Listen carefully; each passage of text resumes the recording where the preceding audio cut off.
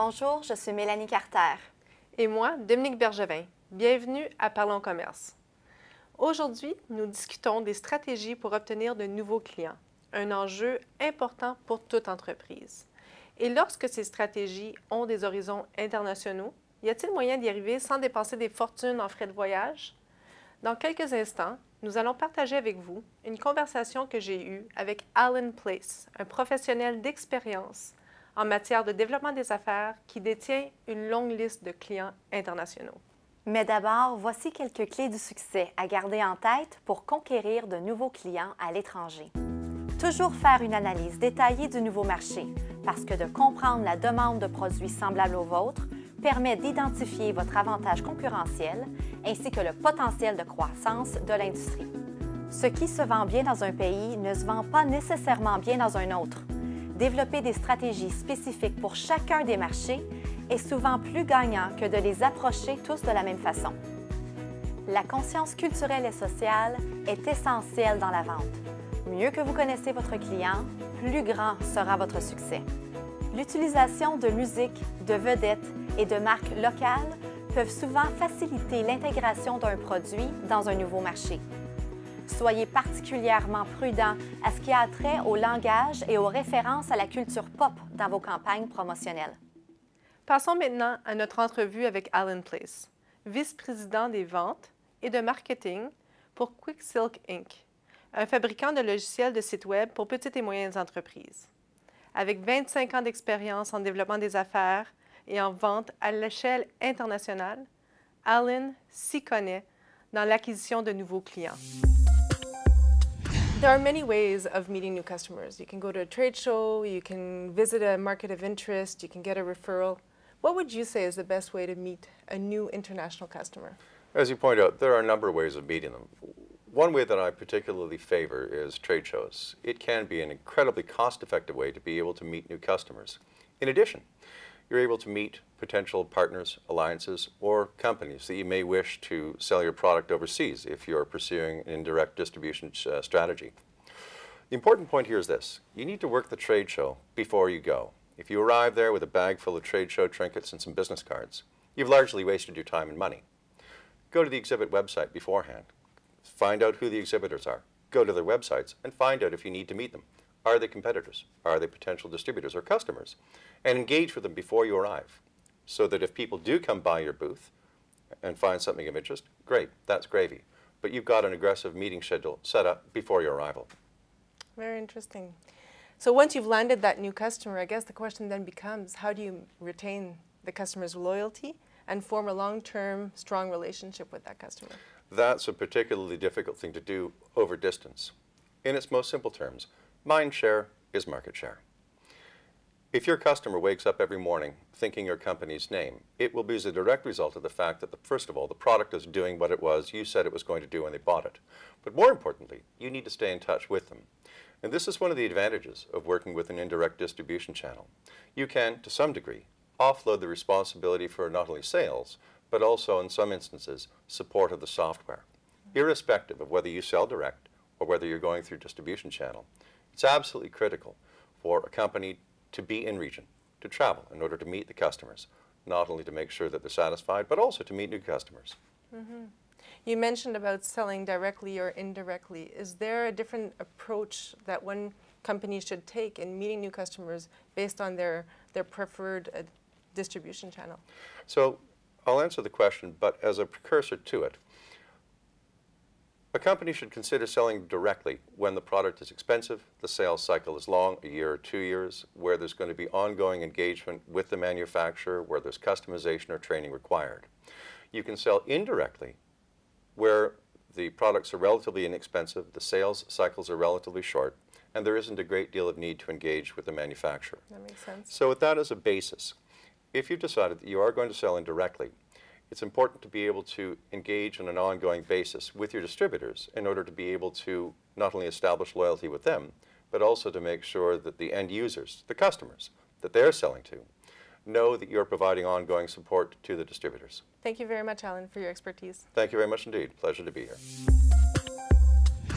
Il y a plusieurs facteurs dont il faut tenir compte lorsqu'on veut avoir de nouveaux clients. Entre autres, déterminer comment distribuer son produit aux clients est un choix important. Avoir un réseau de distribution fiable est souvent une clé du succès. Et les experts chez Exportation et développement Canada peuvent contribuer à vous rendre concurrentiel sur les marchés internationaux. J'ai eu l'occasion de discuter avec Christian Dallaire, directeur des ventes et des stratégies de marketing à EDC. Il avait des conseils intéressants à partager. What are the top 3 most important steps for identifying international customers? The top 3 things that I think someone should be thinking about is market growth is the first one. So when we're talking about market growth, will your product actually sell in a particular market? And what's your competitive advantage? Are you a lower cost? Can you get production at a better rate? So those are some things that you have to think about. The second is competitiveness. So who's the competition in the market? What's the feasibility of your product being successful in the market? And then the third is the business environment and understanding if there's foreign governments that will actually support you. Are they friendly to you going and exporting into that market? Right. And what are some of the risks that you should consider? Some markets are easier to tap in to start than others, for Yeah, sure. yeah. And how can EDC help with the process of finding buyers internationally? Well, EDC has a ton of resources, and the first thing I would do is I would encourage anyone to look at our website.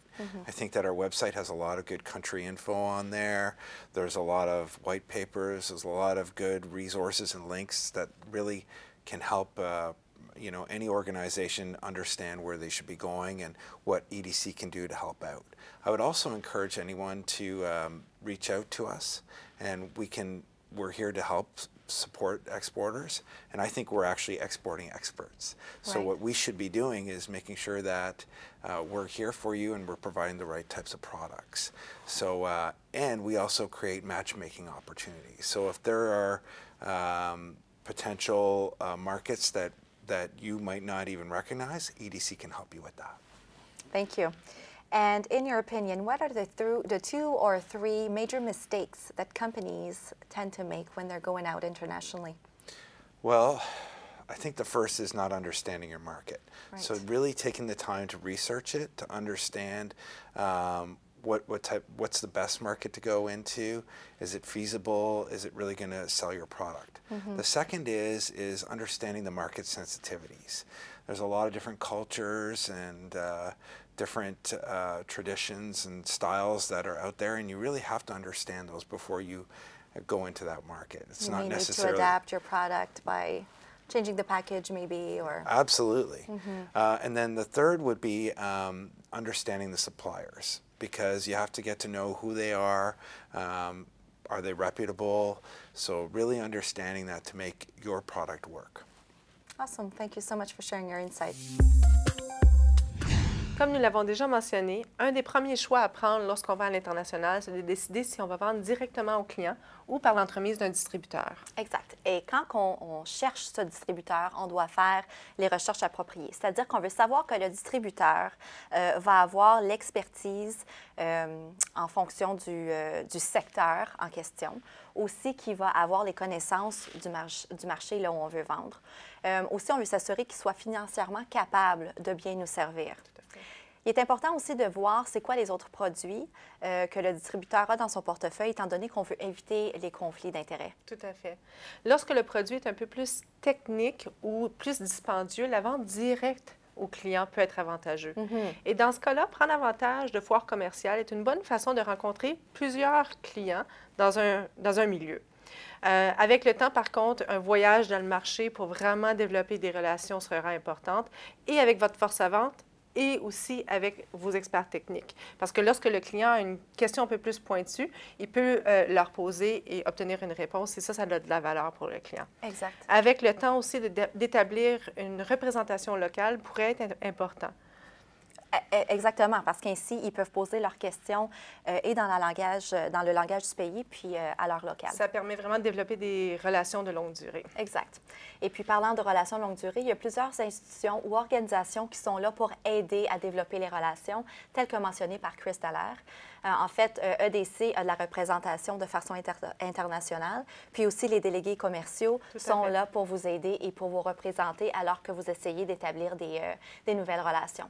Donc, pour en savoir davantage, vous pouvez télécharger une copie de notre document de recherche sur la façon de trouver et de garder des clients internationaux.